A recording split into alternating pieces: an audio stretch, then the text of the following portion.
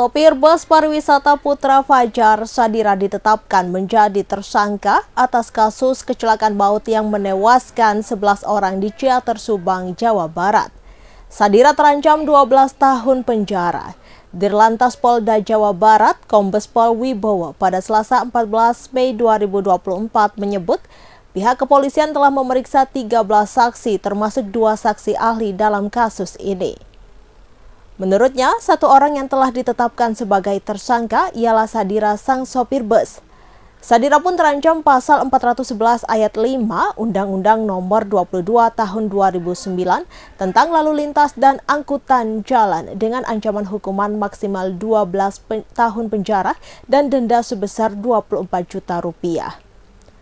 Penetapan tersangka ini dikarenakan Sadira terbukti lalai. Sebab ia telah mengetahui dengan jelas bahwa bus dalam keadaan rusak dan tak layak jalan.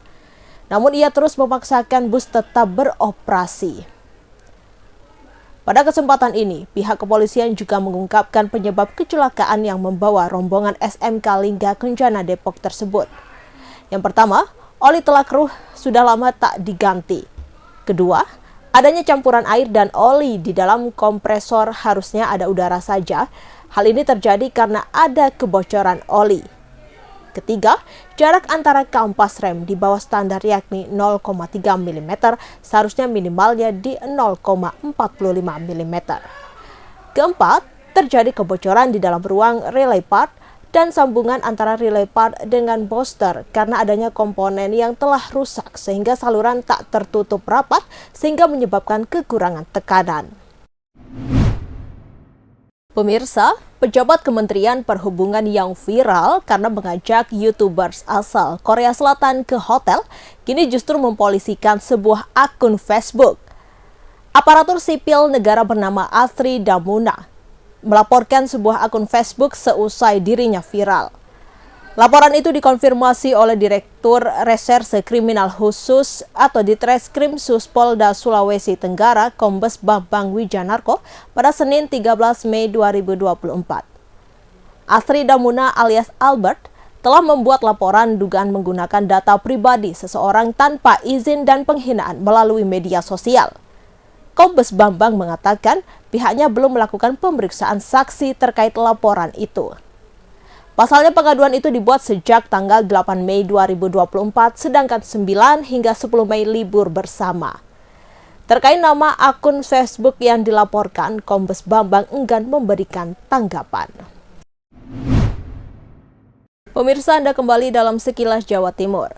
Berikut nama 9 korban kecelakaan tunggal di jurang kawasan hutan Coban Trisula Taman Nasional Bromo Tengger Semeru atau TNBTS, tepatnya di Coban Trisula, Desa Ngadas, Kecamatan Poncokusumo, Kabupaten Malang, Senin 13 Mei 2024. Diketahui, rombongan tersebut usai pulang dari acara nikahan di Lumajang, Jawa Timur. Mereka mengendarai mobil Toyota Fortuner Nopol B1683 TJG. Namun naas, mobil yang dikendarai itu masuk ke jurang. Akibatnya 4 orang meninggal dunia dan 5 orang mengalami luka ringan.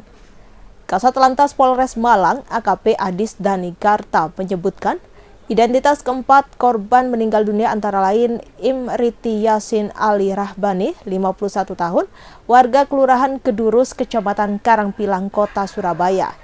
Ia yang mengemudikan mobil tersebut. Imriati mengalami luka pada kepala dan meninggal dunia dalam perjalanan ke Rumah Sakit Sumber Sentosa Tumpang, Kabupaten Malang. Korban kedua yakni penumpang atas nama M. Mushili Irfani, 33 tahun, warga Desa Gondang Legi Wetan, Kecamatan Gondang Legi, Kabupaten Malang. Ia mengalami luka pada kepala dan meninggal dunia. Korban ketiga yakni Tuti Kuntiarini, 51 tahun, warga Desa Gondang Legi Wetan, Kecamatan Gondang Legi, Kabupaten Malang. Ia mengalami luka pada kepala dan meninggal dunia. Korban meninggal keempat yakni Sulimah, 57 tahun, warga Desa Gondang Legi Wetan, Kecamatan Gondang Legi, Kabupaten Malang. Ia mengalami luka pada kepala dan meninggal dunia dalam perjalanan ke Rumah Sakit Sumber Sentosa Tumpang. 5 penumpang mengalami luka ringan, 2 dewasa, 3 anak. Mereka sebelumnya juga dirawat di Rumah Sakit Sumber Sentosa Tumpang, kemudian dirujuk ke Rumah Sakit Supraun Kota Malang. Korban selamat yakni Siti Aminah, 30 tahun, warga desa Gondang Legi Wetan, Kecamatan Gondang Legi, Kabupaten Malang. Ia mengalami luka pada wajah dan punggung. Lalu ada Fatin, 33 tahun, warga Kelurahan Kedurus, Kecamatan Karangpilang, Kota Surabaya. Fatin mengalami patah tulang di kaki kanan. Selanjutnya ada penumpang bernama Naflah Syakirah, berumur 8 tahun, warga Kelurahan Kedurus, Kecamatan Karangpilang, Kota Surabaya. Naflah mengalami patah tulang kaki kiri. Selanjutnya ada Naila Salsabila, berusia 6 tahun, warga Kelurahan Kedurus, Kecamatan Karangpilang, Kota Surabaya. Naila mengalami luka patah tulang kaki kanan. Dan terakhir ada Nafis Muhammad Rafif Afkari, berusia 7 tahun, warga desa Gondang Legi Wetan, Kecamatan Gondang Legi, Kabupaten Malang. Rafif mengalami patah tulang kaki kanan.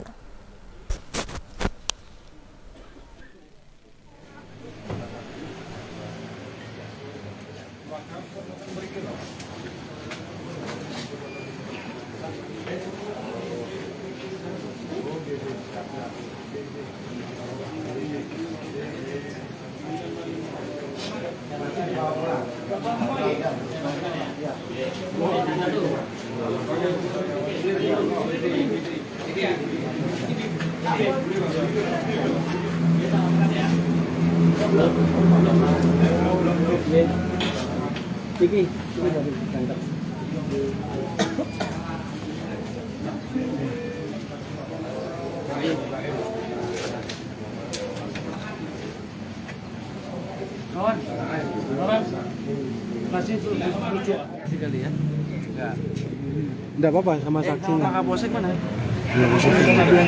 Ngatur jalan. Ngatur jalan? Iya. Iya. Bukan di malar ini. Ulangi.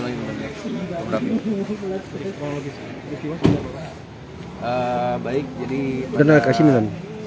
Agak ke kanan dikit.